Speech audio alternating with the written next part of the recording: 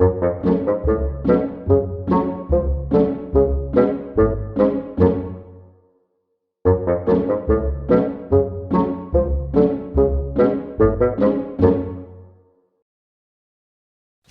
there everyone, welcome to Fingers, Thumbs and Fits, and today we are taking a look at what's in the box of the Wave 4 expansion for Masters of the Universe Battlegrounds, The Power of the Evil Horde.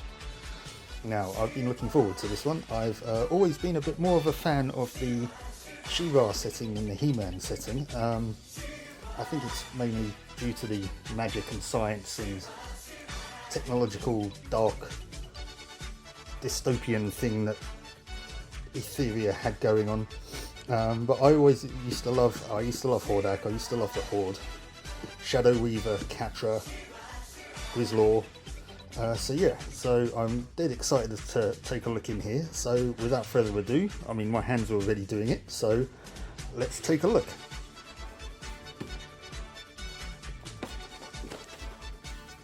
Okay, so we have, that's the little art card thing that they have in here. Power of the Evil Horde mission book. It shows some components, some cards and what we get in there. Got some new maps, some artwork, some Horde troopers, Grislaw. We've got the assembly instructions here, which will come in handy in a moment. We've got our items and character cards. Some more items, sorry, not items, these are fake cards. And here are the models. Here, you know, nice resplendent in red plastic this time. So when I get round to painting them, the rims will be red. We have some nice detail here. There's Hordak, there's Grislaw. There we have some trees, which is nice. Oh, and some more trees. So all the characters are on that screen. There's 1, 2, 3, 4, 5, 6, 7, 8 models, supposedly. 2, 3, 4, 5, 6. Oh no, there's a couple on here, I think, by the looks of it. Could be a Horde Wraith. Yeah, I think they're in here. So, okay, because there's a couple more bases here. Well, there's one base there and one base there, yeah. So we've got a couple of Horde Wraiths in there, I think, by the looks of it. And the other characters here. So, okay, that's the main contents of the box. So, let's pop this back on here. I am going to now put these models together and I'll be showing you what they look like in just a moment. So I'll see you then. Okay, so here we are. The Horde have assembled, looking awesome in their blood red plastic. I have to say the trees look a little bit weird as it stands in red. Speaking of the trees, let's have a look at those first. We've got two styles here. We've got this gnarls looking thing and we have a sort of broken tree. The gnarls tree, I like this. This came in 3 parts. There was each side and the base. Got some birds on the top perched there just watching proceedings. Not so difficult to put together. Looks quite nice. It's an interesting, different type of, let's just move this over so that we can see it a little bit better there. So it's kind of blending into the other models a little bit maybe. But yeah, that's going to look quite nice when it's painted up. And its counterparts, we've got a sort of broken tree.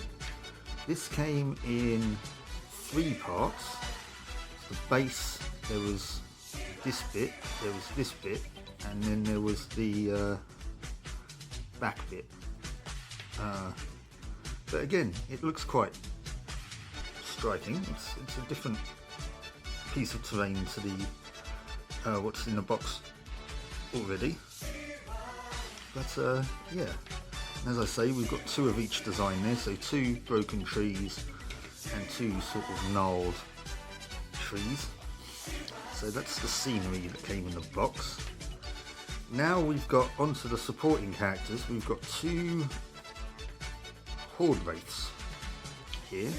Now I'm not too familiar with Horde Wraiths, I have to say, but these models are pretty cool. Let's just focus on one. These models are pretty cool. Again, there's a nice lot of detail. It wasn't so difficult to put together. I missed the fact that there's an additional piece here that goes under the cloak. This protruding bit is separate. Well, that's only because, well, on the first one anyway, but that's only because I kind of wasn't reading the instructions properly. But yeah, these models are quite nice. Looking forward to, I'm going to say it for all of them, so I'll just get it out of the way. I'm really looking forward to painting these up. So yeah, there's 2 Horde Wraiths there. We've then got some Horde Troopers, one of which is armed with a crossbow and shield. These troopers were a little bit of a pain to put together here. I don't know, let's zoom in. Oh, sorry, knock the camera over. We zoom in a little bit. We'll see there that, if it will focus, yeah, we'll see here that the foot is kind of not positioned correctly. Now what happened there was I attached the main assembly. This leg here is separate. And then when I came to put this leg on, it kind of was at a bit of a different angle. And also, there's a little pin that goes into the base. When I put that into the base to try and press it in, it snapped. So, yeah, that wasn't too useful. There was a similar thing that happened with this Horde Trooper. When I did the main assembly, again, this leg is separate. I put it all together, and then when I came to attach this leg to this foot's molded onto the base, and this leg has a pin that goes into the foot. It was at a different angle to the rest of the body, so you kind of had to really try and sort of squeeze it together in order to get it to stick. So these Horde Troopers were a little bit, I wouldn't say annoying really, maybe a little bit frustrating to put together, but with a bit of trial and error and a bit of patience we kind of got there. But yeah, this one's holding a, I don't know what that is, shock rod maybe, you know, but they're pretty cool models either way. I mean, Horde Troopers are pretty cool, so we'll let them off maybe. And now onto the main cast of characters. Let's go in the order that I put them together. I started off with Shadow Weaver. Shadow Weaver is pretty straightforward to put together. She consisted of 3 pieces and her base. There was her main body, there was this arm and sleeve, and there was this arm and her sort of staff, which also there was a little groove in her leg where the handle of her staff fit, so you could tell where to actually put that properly, which is nice. So yeah, Shadow Weaver, again, not an issue to put together. Then we had Grislaw, again, fairly straightforward. 3 pieces in the base, front, back, crossbow, base. Nice and simple, no issues whatsoever. I haven't clipped these off of the sprue properly. There's still a few burrs on here, but I'll take them off in a moment. So there's Grislaw. Then my beloved herself, Catra. Wonderful pose. It's a little bit, this whip arm, her shoulder and sort of her rib up to about here is one part, and then you've got her whip here. That was a little bit fiddly to put on, maybe just because of the fact it was kind of a bit unclear as to how it kind of went on, or to me anyway. But yeah, great model, love Catra, glad to have a model for her now. And then the man himself, there's Hordak. Again, it was fairly simple to put together. There is one thing though, is that putting him together, I followed the assembly instructions, but I don't know if you can see this on the camera there. For some strange reason, right here, there's a hole in his arm. And I followed the assembly instructions, and this is what he should look like. He should be aiming his cannon the way that he's looking. I don't know whether or not I kind of maybe just positioned that a little bit wrong, but if I'd moved it this way a little bit more, that hole would have been a bit more prominent. Hasn't been an issue in other Masters of the Universe models. I'll just get a little bit of green stuff and just fill that in, maybe. But yeah, just, I don't know, it could have been me not following the instructions properly, but I followed them to how, you know, I figured that, you know, that's the way that it should have gone on, and the rest of the arm fits snug with the body, so I don't quite know what's going on there. It could just be maybe a defect in this model. I don't know, but I mean, it's not too much of an issue. I mean, look at that, it's still from the front, even from the back, you know, you look at it from this angle, it's not so much of an issue. I mean, that model's pretty awesome. Do like Horde, so yeah. So that's the power of the Horde box. 4 trees, 2 Horde Wraiths, 2 Horde Troopers, Shadow Weaver, Grislaw, Catra and Hordak. It's a nice selection of stuff in here.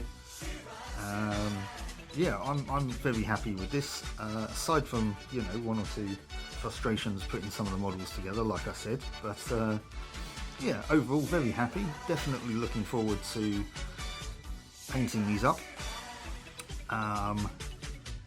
However, you know, they're going to go as a great counterpart to Wave 7, which you'll have to wait for.